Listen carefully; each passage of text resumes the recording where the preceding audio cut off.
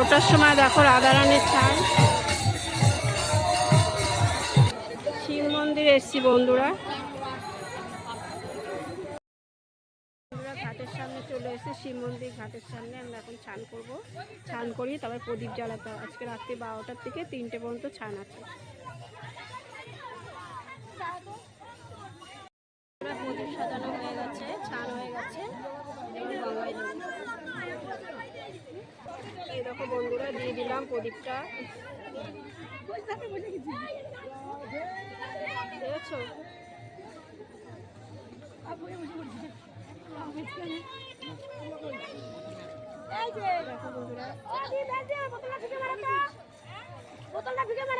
কেমন লাগলো অবশ্যই কমেন্ট বক্সে জানাবে বন্ধুরা।